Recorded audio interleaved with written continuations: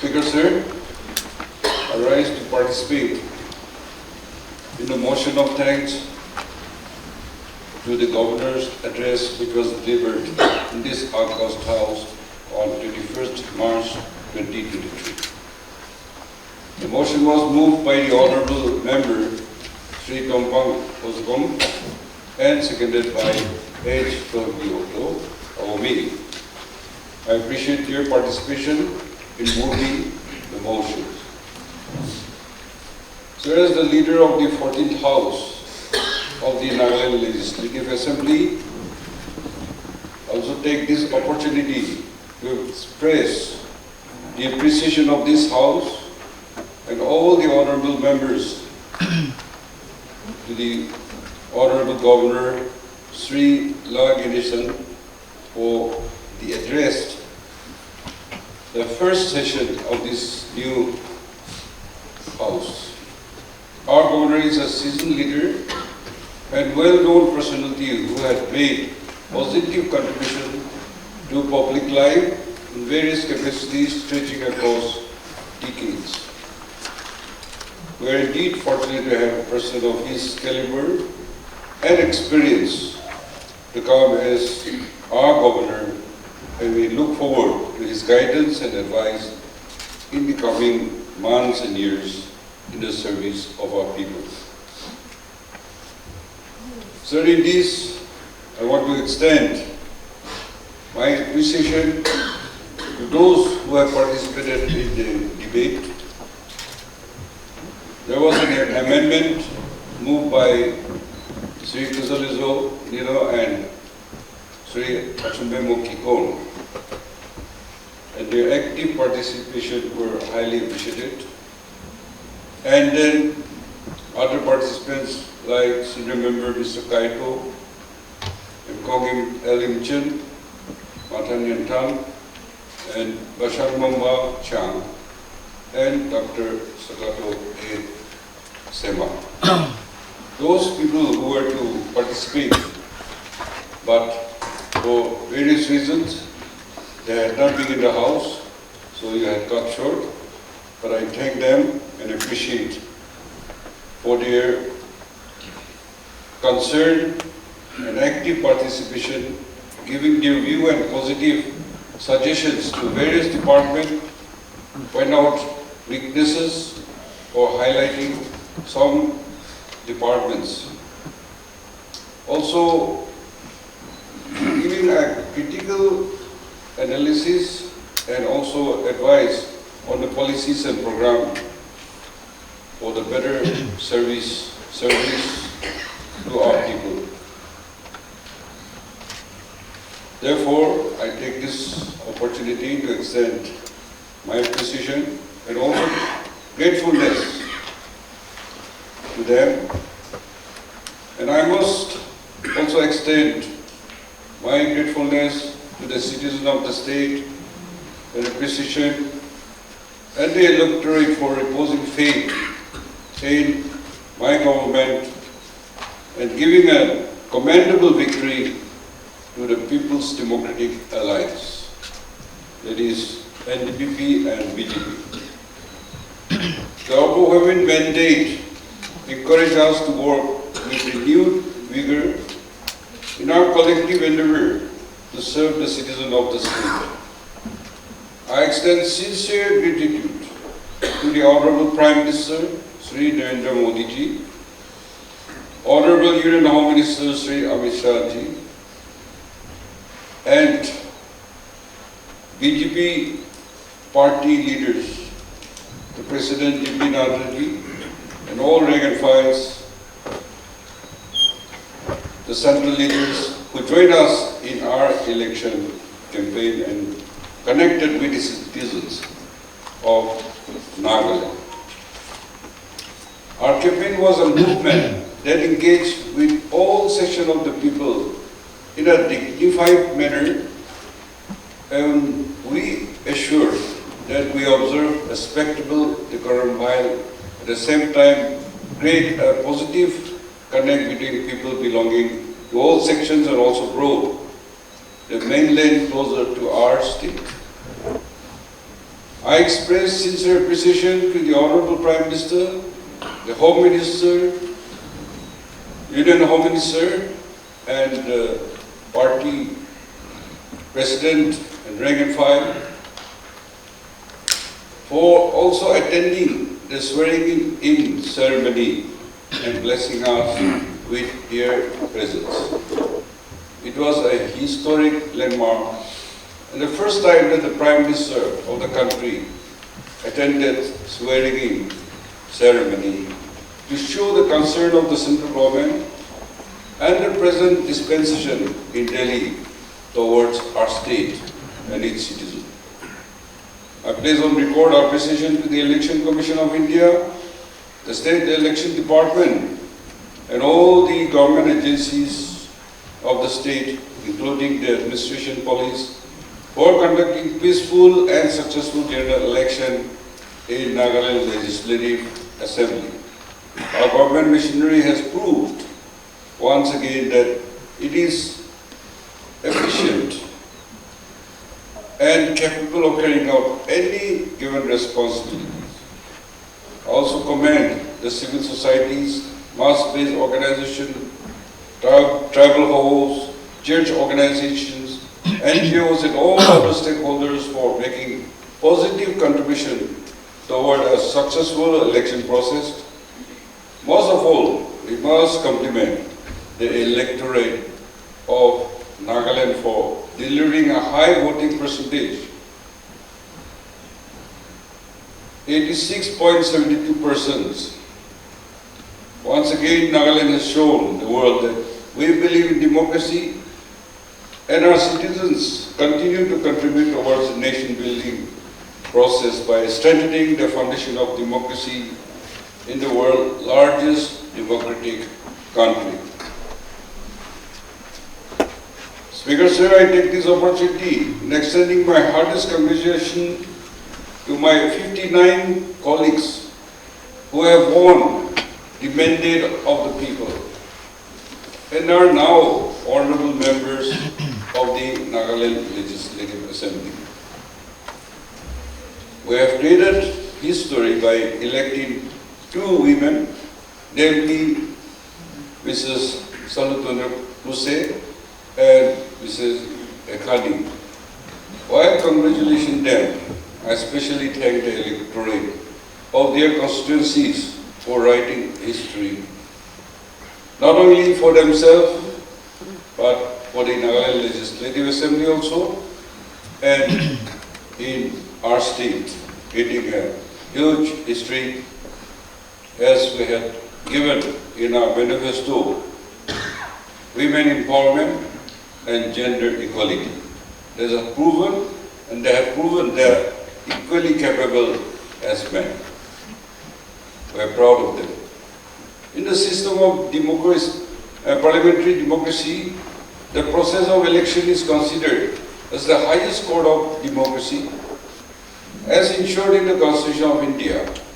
The universal adult franchise is a sacred right and responsibility of all adult citizens of India, and it is through this franchise that we enter the temple of democracy, which is in our case is the Nagaland Legislative Assembly. It is also significant to observe that we have 29 new members in the 14th House, as mentioned, and many members of the previous House could not be re-elected. We must understand that there is an underlying message in this verdict. The people want positive change and performance. Our duty is to deliver the goods to our citizens.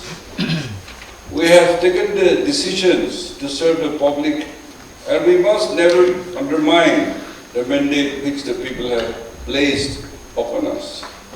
Let us always remember that our topmost priority is to ensure that the people always come first. With all members a successful tenure, and look forward to your support in our collective endeavor to elevate the status of our state and our fellow citizens. Nagaland Legislative Assembly and its august floor has always been a symbol of decorum and discipline. The houses before us have built a renowned reputation and over the past few decades. This house has become a symbol of the highest standard of parliamentary practices. Many leaders and members who have stood on this floor have gone on to serve the state and to the nation in exemplary manner, making significant contribution in their journey of the state and towards the process of nation building of this great country. So I am confident that the members of this present house will also follow this footstep and make contributions that change the destiny of our people in a very positive manner.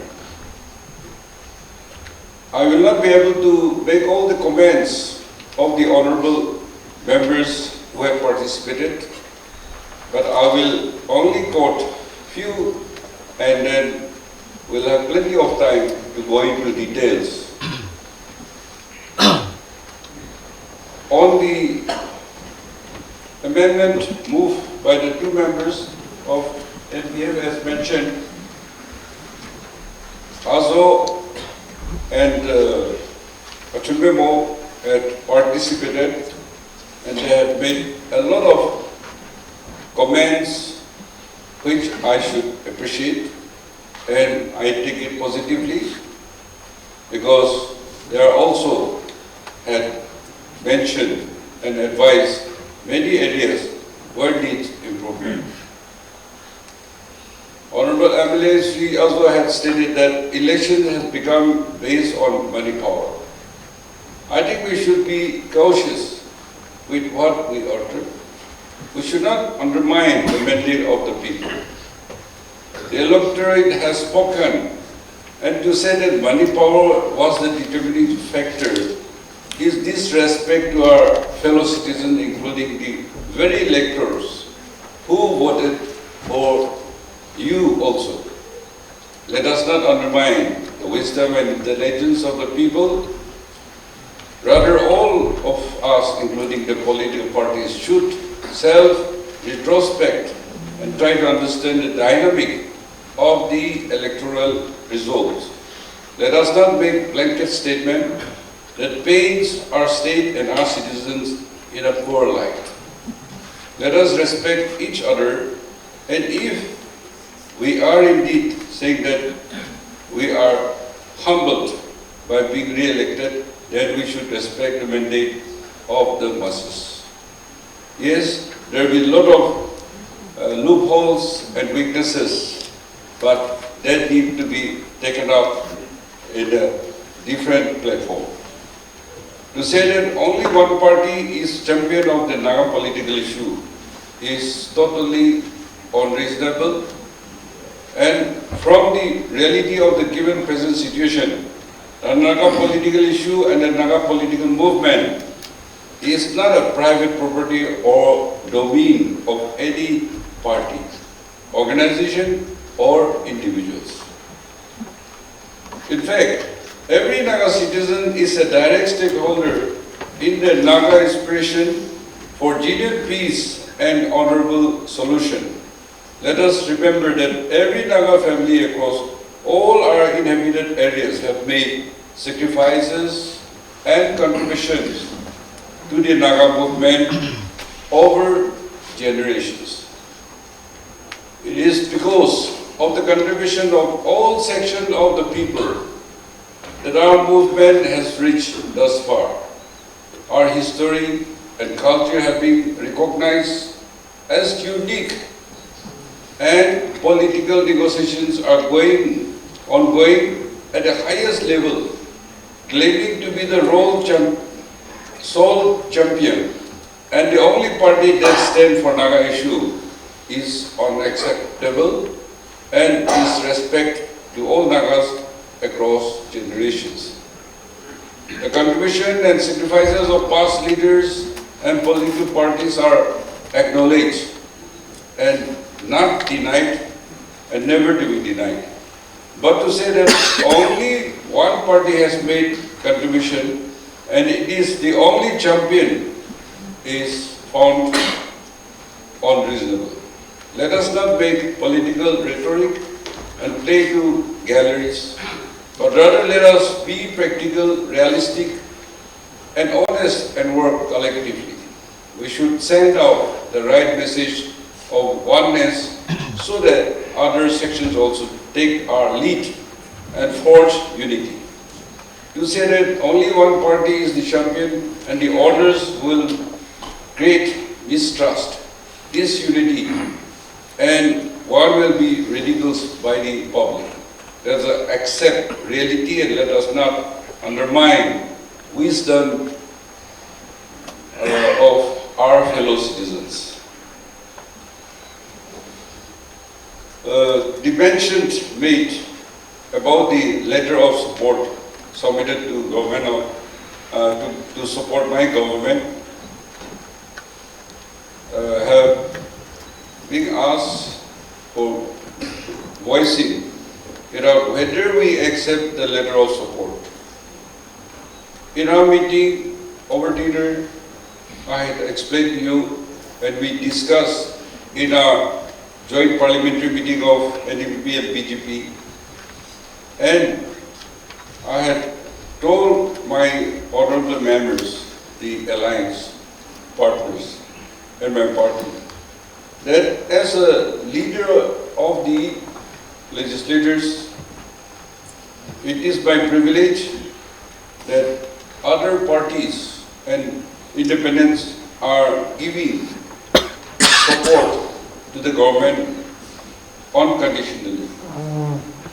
I think in any case, I have to give to tell them and to say in any platform that I welcome their support.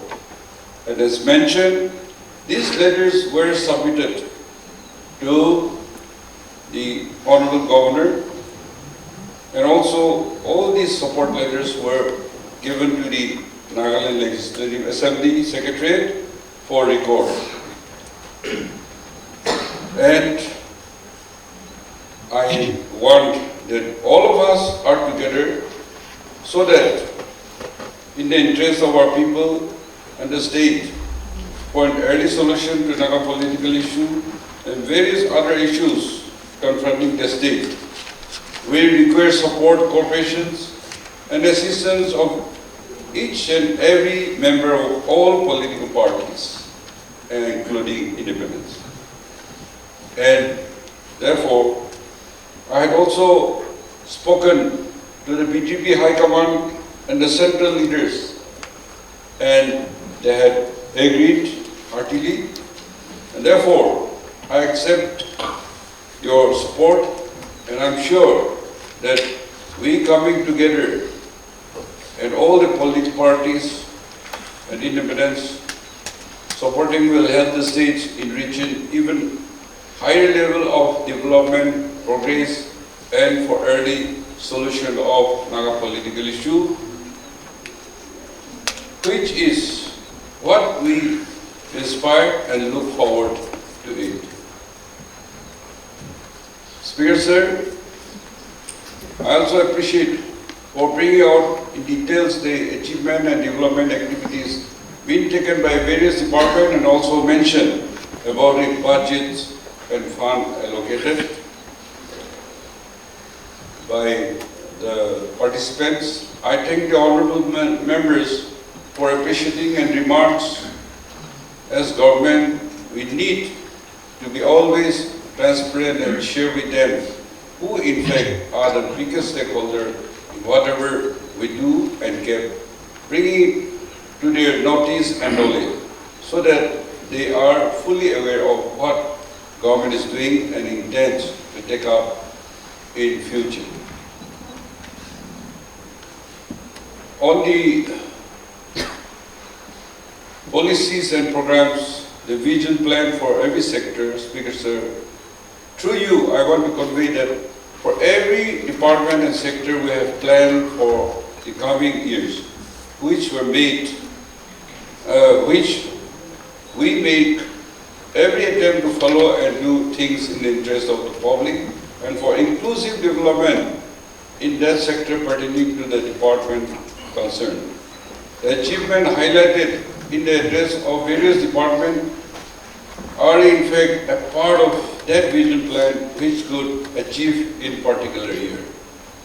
And the paper slate of various departments, the report, you will find in detail what are the achievements.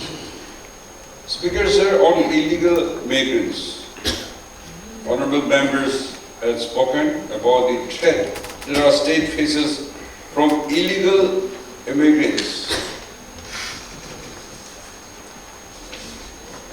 Sir, in the early tenure, we also have always been paying due attention to this problem, and we have always been taking steps in ensuring that our state, in no manner, face any problem in this matter.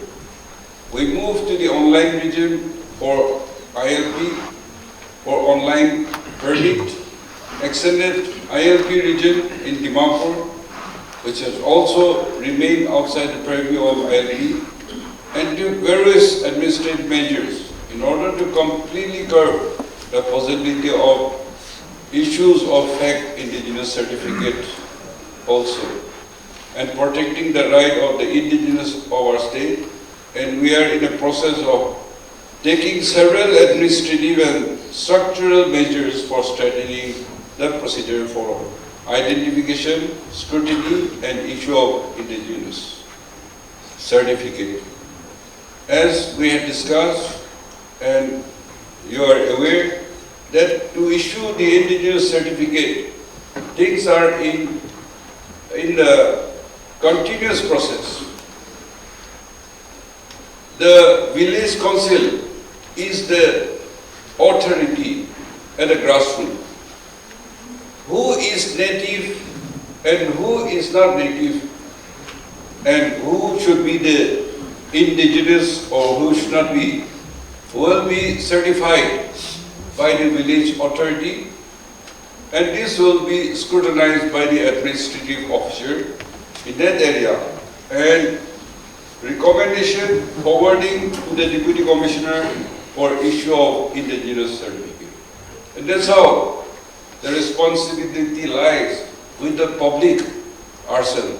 This is the tradition, and that's how, from the purview of 73rd Amendment, rural local bodies, Nagaland was exempted, and our system, our tradition, our culture, and customary laws are intact. And that's how I want to make a mention about that. As I mentioned, I will not be able to go into details, all the members, but I feel one point that the firing incidents on the 18th March 2023 at around 8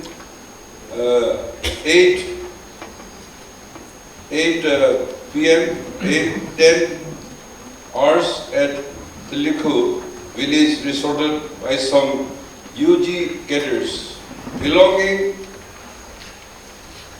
to Isaksumi factions at the premises of ceasefire monitoring cell of NSCN Congo factions.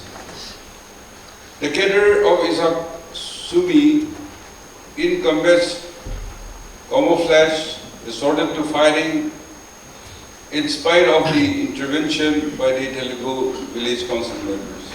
On receiving the information, OC, DPR police station, and party rushes to the place of the occurrence and immediately swung into action and diffused the tension from further escalation. Subsequently, the Isaksumi cadres fled away, from the scene. In this condition, a case has been registered by a Neiphiu PS case number following, and Armed Act also under that, R/W 7/8 NSR. The matter was taken up with the Chairman Ceasefire Monitoring Supervisory Board, CFSB, who has officially communicated that Isak Subi faction is not a recognized faction, and that unauthorized armed movement of Isak group in and around Nagaland is prevented, and necessary action as per the law in connection with the firing incident are taken. Accordingly, the above criminal case is registered and other scrutiny measures are taken. Therefore, the honorable members of this August House should not take this sudden spurt of incident should not be constructed as breakdown of law and order situation in the state. The law and order situation in the state at present is quite normal and peaceful. Speaker, sir, as raised by Honorable Member Mr. Chumbemo Kikon, the Foothill Road. This has been pursued for a very long time, and I had written several letters to Honorable Prime Minister and also met him on this issue, and also the Service Transport Minister.